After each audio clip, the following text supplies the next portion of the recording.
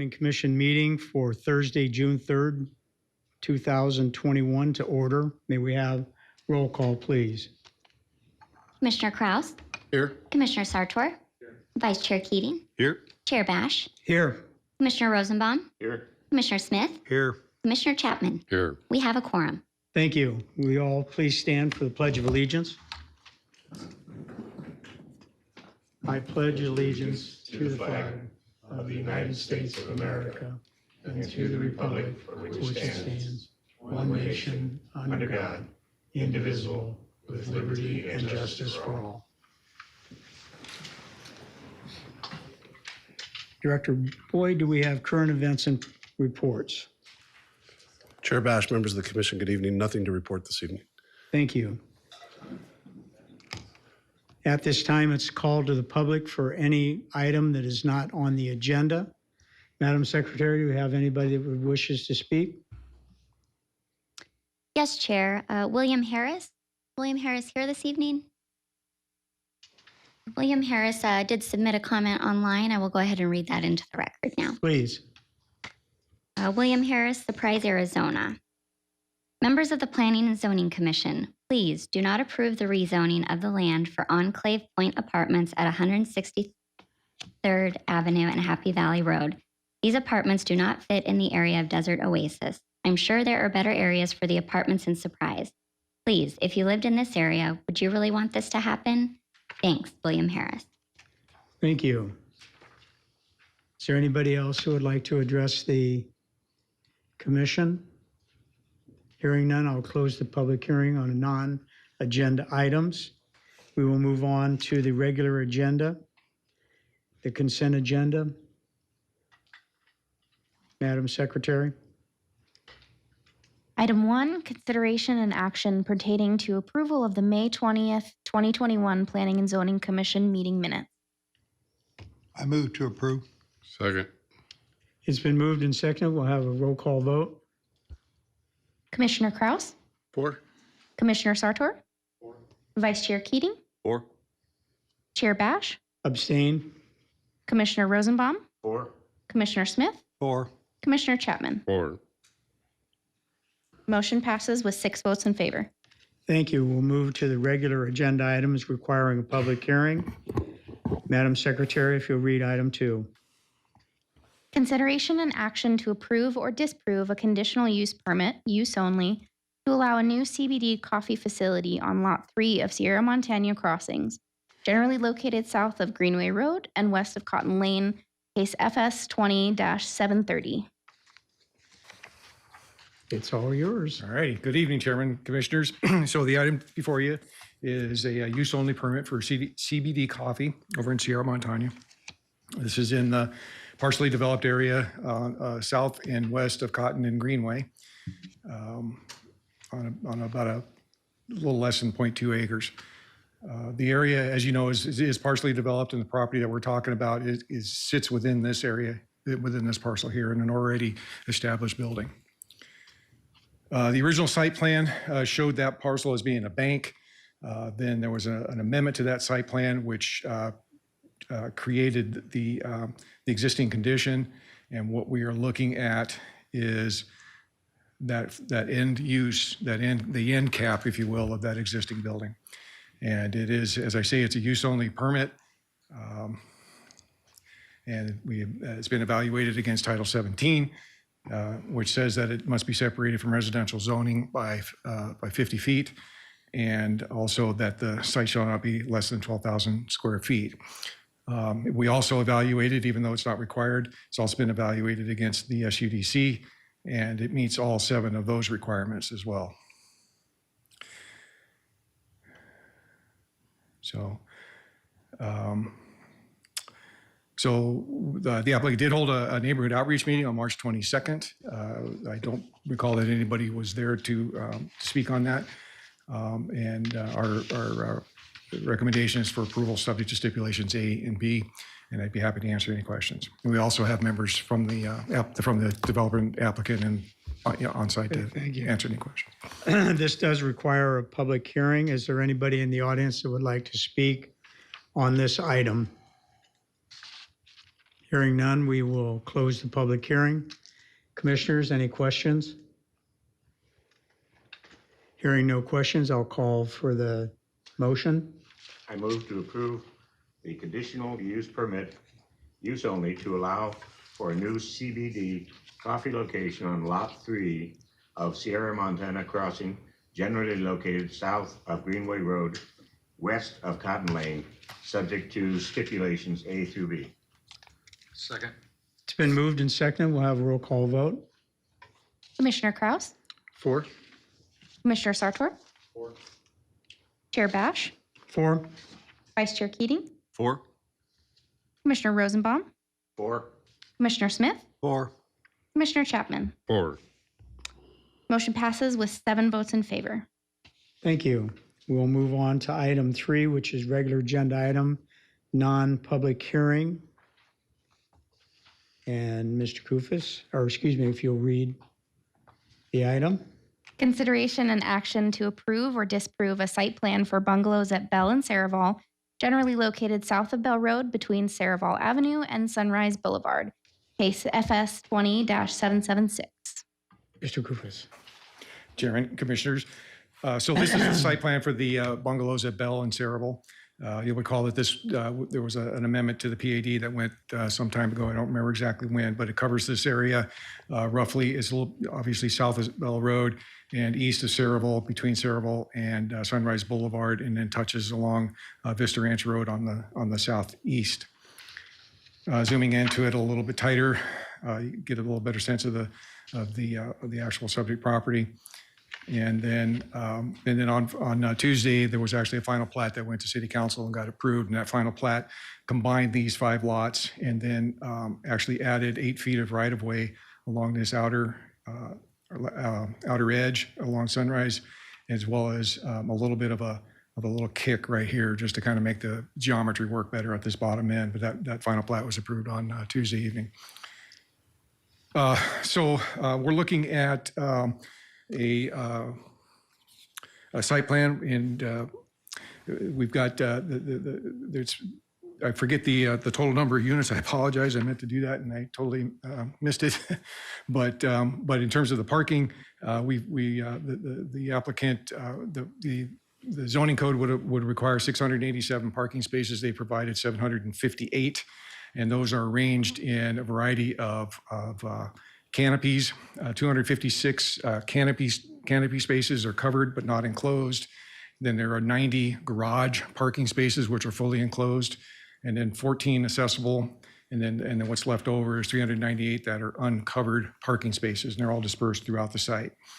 Entrance into the site is off of Saraval Road. This is the primary entrance, and then there's gates on either side of the separate the kind of semi-public area from the private area, and with the clubhouse and the office and so forth of this southwest corner. And then, of course, turning movements here, you got right in, right out, and left out. And then the same thing on the opposite side on the Sunrise piece. The right-of-way improvements along Sunrise Boulevard, again, as I mentioned, there's an additional 8 feet of right-of-way that was approved through the final plat on Tuesday night. And what you're looking at is a 2-lane road that comes down from Bell Road and will tie into Vista Ranch Road. And recall that this is, this road was kind of always envisioned as being there. In fact, the right-of-way for that road is there today. And so Tuesday night's final plat only added a little bit of extra land to that right of way, but it was always envisioned that road be there. The project is very well amenitized. We have three ramadas scattered throughout the property. There's 6 barbecue grills, a dog park in the central area, a community pool, 3 fire pits throughout the site, and then the open space is divided up between there's the 37% open space and that you would consider common open space, and then another 11% contributes towards the private open space.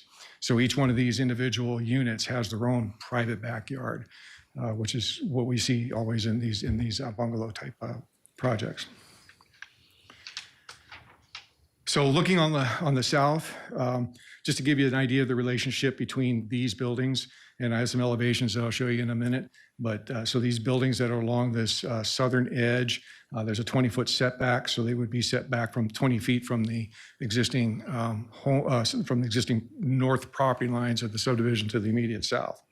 Excuse me, is that greater than normal? That setback?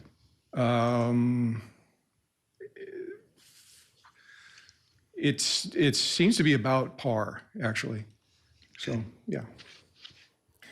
One of the things we asked the applicant to do is to do a finished floor analysis. They actually took the as-built from the subdivision to the south and compared it to the proposed finished floor elevations of the project.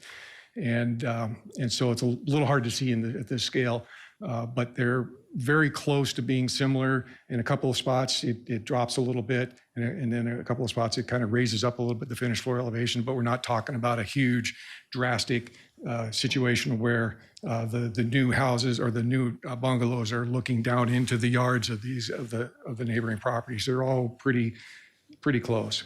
And so, like I say, we asked them to do that, and they were able to comply with that. So in terms of the unit counts, we do have, there's 3 different products, if you will. There's a 1-bedroom duplex. There's 94 of those individual units. These are the 2-bedroom singles, and there's 116 of those. And then there's 3-bedroom singles, and there's 80 of those. And then the garages, as I said, there's 90 individual garage, I say individual garage doors, for lack of a better way of describing it. And then, of course, the clubhouse, and you can see the architecture that the applicant is planning. So that concludes my presentation. We do have Mark Reddy from RVI Planning and Landscape Architecture. He's here. He can help with any questions that you might have that I can't answer. Okay, I understand, Madam Secretary, this is a non-public hearing, but we do have a couple of individuals in the audience that wishes to speak to this item. Yes, that is correct, Chair. I think we will allow them to do that. Okay. The first name I have is Don Levy. Please state your name and your address, please. Don Levy, 15601 North 159th Lane in Surprise, Mountain Vista Ranch, Arizona. I'm a member of the board from HOA, for the Mountain Vista Ranch HOA, so I'm speaking not only for myself, but also for the many residents I've spoken with on this matter, that being the extension of Sunrise. We are totally in favor of the new development, but not the extension of Sunrise Boulevard. I'm certain that adding this thoroughfare through Mountain Vista Ranch would be a major mistake on the city's part. This is a recipe for disaster. The well-being and safety of our community, and especially our children, will greatly compromised if this thoroughfare is allowed to be routed through our community. This thoroughfare would add a huge traffic burden on the interior streets of Mountain Vista Ranch. There are vehicles already taking shortcuts through Mountain Vista Ranch to get to Greenway. They come down Mountain Vista Boulevard, turn down Vista Ranch Road, and most speed down to Greenway. These vehicles have passed drivers going over the double yellow lines and have easily accelerated past 50 miles an hour. Adding another inlet to our neighborhood with such a direct impact and path would be horrendous for the well-being of our community. There are at least a half a dozen, maybe more, school bus stops on Mountain Vista Boulevard and on Vista Ranch and Greenway, on Vista Ranch Road, between Mountain Vista and Greenway. There's already gridlock on Vista Ranch Road during the high traffic hours when the school buses are out there, as well as this is a very unsafe situation for more vehicles at that time, or any other time would be dangerous. Are you guys willing to accept the responsibility when a child gets hit by one of these speeding vehicles? I and a very large number of other residents are vehemently against this road proposal. Years ago, when this was first proposed for the apartments that were going to be developed, I attended a meeting with our HOA board and members of the city staff working in the traffic department. We were told that based on a study at this time, the road would only add 9 vehicles per hour to Vista Ranch Road. At that time, that statement was very short-sighted. The traffic studies were guessing on the probability of what might happen. In the past, we have proved beyond a shadow of doubt that these studies were wrong on the usage of Bell Road. And at that time, we were told that we didn't even need a signal at Bell Road and Mountain Vista Boulevard, so our residents could turn left onto Bell. History has shown those studies were wrong. We were told that most people wouldn't think of using that road to go through Mountain Vista Ranch. It would only be used for access of commercial and residential development there. That will not be true today as well. And talking with the new developers, they are not opposed to not having that access to Vista Ranch Road. The residents from the new development and the commercial properties there will cut south through Mountain Vista Ranch, right down to Vista Ranch Road. Commercial vehicle and commercial trucks would end up on our streets as a way of avoiding traffic on Bell. This is a recipe for disaster. The well-being and safety of our community, and especially our children, will greatly be compromised if Sunrise is allowed to be routed through our neighborhood. Once again, each one of you are willing to accept the responsibility for what might happen if somebody gets hurt. It is the board's job to protect us from stupidity, not create it. Our residents are definitely against this road proposal. Thank you. Do you have any Thank you. questions?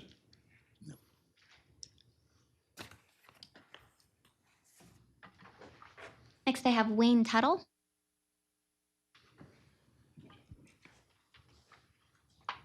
Please state your name and where you live, please.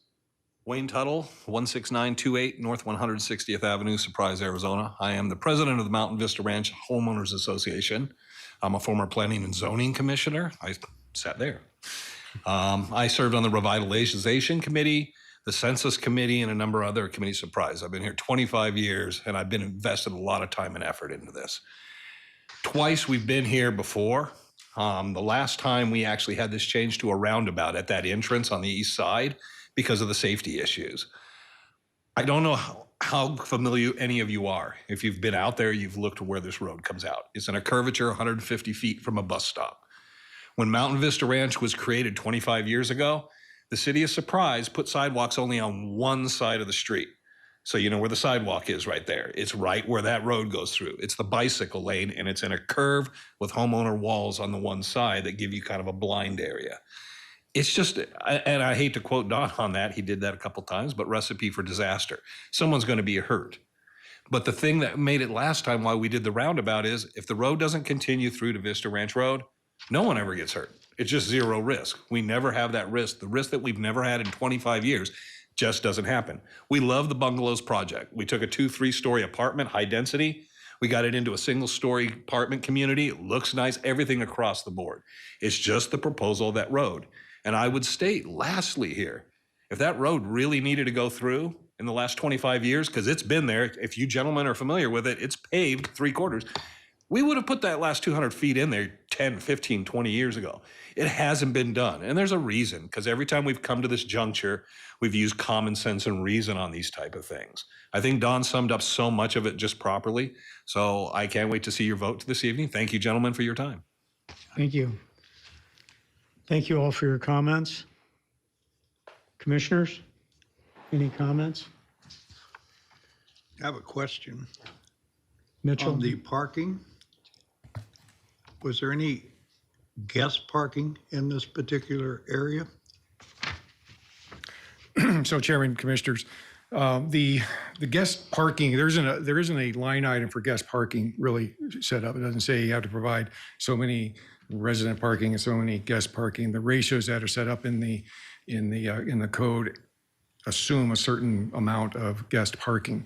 That said, talking with Mr. Reddy, their own parameters actually take into consideration guest parking, and they are actually overparked based off of our study, based off of our requirements. They're actually providing more parking than our I code would require. understand it's more than what our requirements are.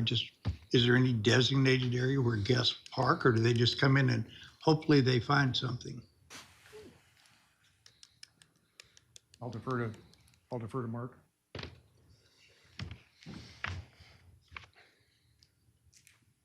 Please state your name and your business address, please.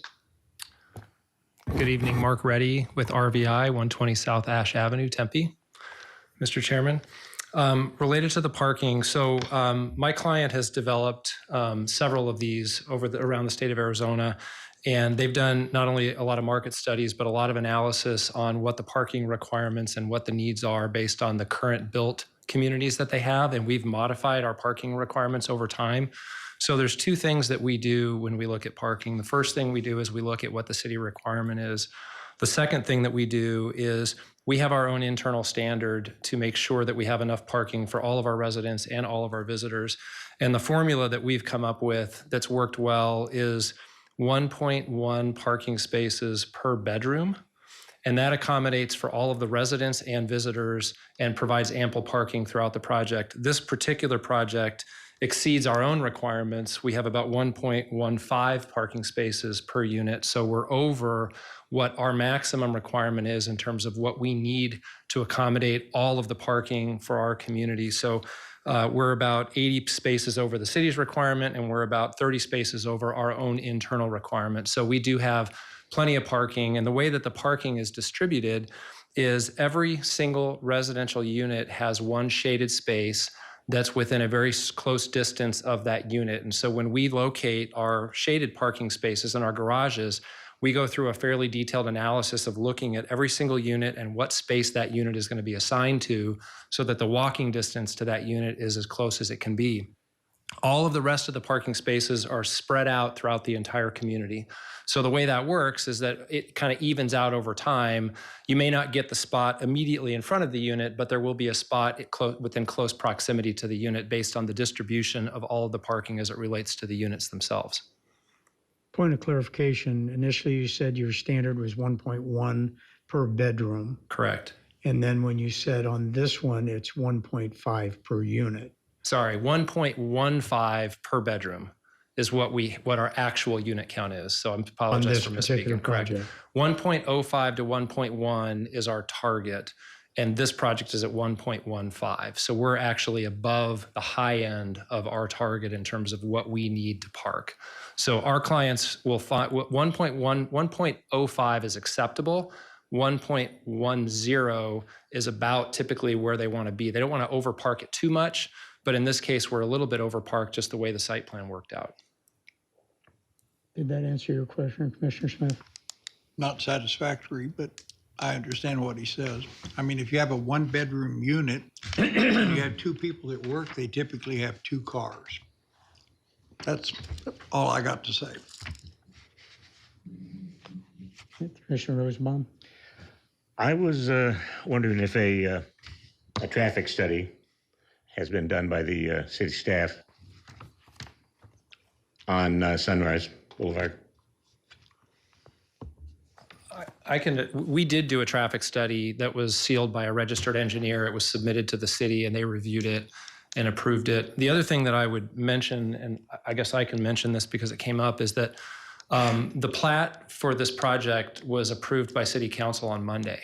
The plat is what dedicated the right-of-way for that road. So that's already been done by the City Council. It was done on Monday. So that dedication has already been done. It's already part of the record. It's been approved by the City Council. So I don't know that there's, and I'll defer to staff, but I don't know that there's anything at this point that we can do about it here because the City Council has already approved it. The plat was approved on Monday. So this is just for the site plan itself. Thank you. Commissioners, any other questions? Commissioner Keating? I'm curious about the private drive to the north. Will that be widened any more than it currently exists? Mr. Chair, Vice Mayor Keating, no. So if you recall, when we were here last time, our site plan was, our primary access was on, I think it's called Smoky Drive or Smoky Road. Our access was on Smoky Road, and there was a lot of concern about the congestion on that road. And so we spent quite a bit of time working with staff to come up with alternatives on how to address that issue. And ultimately, what we decided to do was to redesign the site plan to remove our entry from Smoky Drive and move it down to Saraville Avenue at the very south end so that we could get full turn movements there. The other thing that I'll mention, so we have no vehicular access to that northern road as it exists today.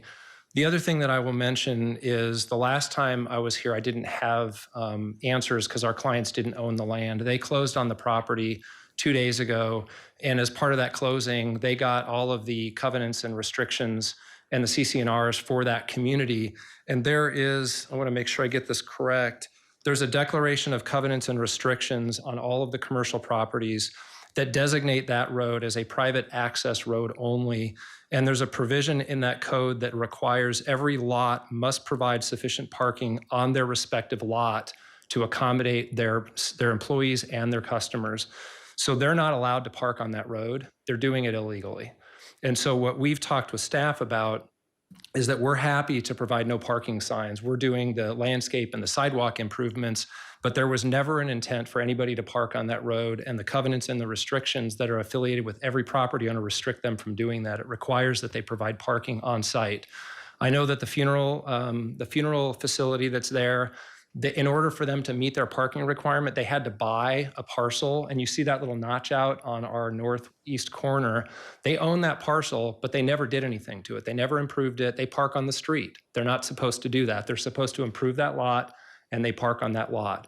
The tire center, when they get customers that come in, they park in their lot, they service their cars, and then they pull them out to the street. So they keep their parking lot empty for customers that are coming in. I drove by today and there was 4 or 5 cars on the street and their parking lot was 80% empty. So there's plenty of capacity for them to be parking on their lot. They're just choosing not to do that. We can't necessarily, the city can enforce it because it's a private road. As an owner, we can enforce it by putting up no parking signs, and we could even go as far as towing vehicles that are parked there if that's what's necessary. But that's what our position is at this point. So we feel like we've done everything in terms of pulling our exit out or our entry out of that road, and then making sure we understood what the requirements were in terms of those users. Okay, thank you. Any other questions, commissioners? Just have a comment. I know that when we had I think we had a preliminary plat that we were provided here quite a while ago. And I know that the Sunrise Boulevard access or into Vista Ranch was a topic of concern. And I'm kind of surprised that we've already approved that. But City Council has it. We don't have an opportunity to discuss it any further here. So I guess we're stuck with a site plan, and that's what we'll have to make a decision on then. So. Any other comments, commissioners? Nope. Hearing none, I'll call for a motion. If I could, just to address Commissioner Smith's parking right comment ahead, one Mr. last Ray. time. Is that okay? That's fine. I understand your comment about, some one-bedroom units have 2 people with cars, and you're correct. But when we look at the users on our facilities, on average, overall, when you look at the 1, 2, and 3-bedroom units, what we found is that 1.05 parking spaces is adequate, because you do have occasionally a 1-bedroom unit that has 2 drivers. But you also almost always have a 3-bedroom unit that doesn't have 3 cars. So when they balance out, it works out. And believe me, we do not want to have an apartment complex where we have inadequate parking, because it doesn't do us any good. So we are absolutely very, very careful to make sure that we have more than enough parking to serve our customers. Otherwise, we can't lease our units. And so it's a really critical thing for us. And all I can do is assure you from our perspective that we have study after study confirmed that we do have adequate parking, more than adequate parking to serve this project, and we will not have a single resident that will be parking out on the street. Thank you. Thank you. Any other comments? I will call for a motion. I move to approve the site plan entitled Bungalows on Saraville, subject to stipulations A through E. Second.